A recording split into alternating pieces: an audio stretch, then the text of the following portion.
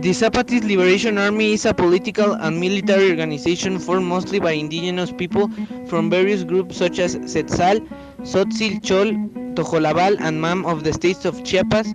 Its goal is to achieve enough jobs, good education, health, proper nutrition, and health for all. Their ideologies are based on Marxism, Neo-Zapatismo, and Socialism.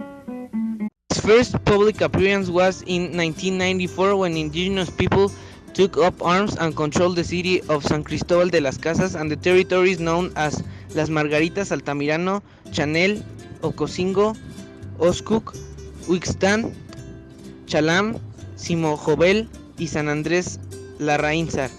This organized attack was acted out around the time in which a free trade agreement was being signed by the United States, Mexico, and Canada.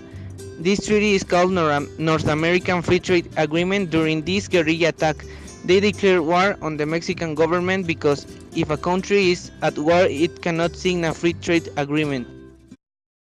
The original members of the Zapatist Liberation Army were indigenous people that because of structural violence they were kicked out of their own lands around Chiapas or affected by the highly technological agriculture of other countries.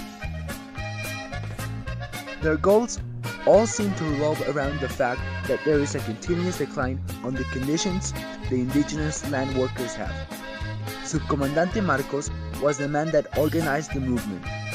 He studied philosophy, and since the 1980s, he began spreading Marxism and indigenism in order to better the situation of the lower class. Subcomandante Marcos was a highly educated man that believed in a better education, better living conditions, and a better system. The Zapatist Liberation Army is against the North American Free Trade Agreement because instead of favoring the Mexican agriculture, it favors foreign agriculture. This means that in order to stay competitive in the market, Mexican land workers have to emigrate to the US. They are also against social injustices carried out by a weak government. The lower class results affected. They do not support the overly capitalist parts of neoliberalism due to the negative effect it has on the welfare state. The Zapatist Liberation Army is in favor of an economic system that benefits the lower class by assisting Mexican agriculture.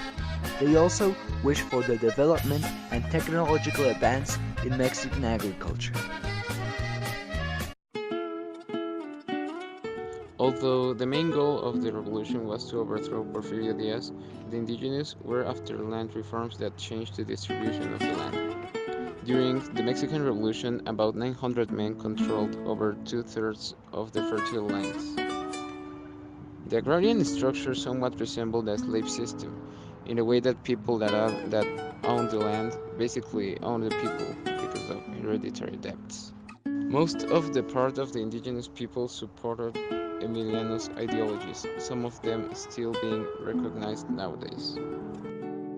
The indigenous people, who were the peasants, went to fight because they had little choice.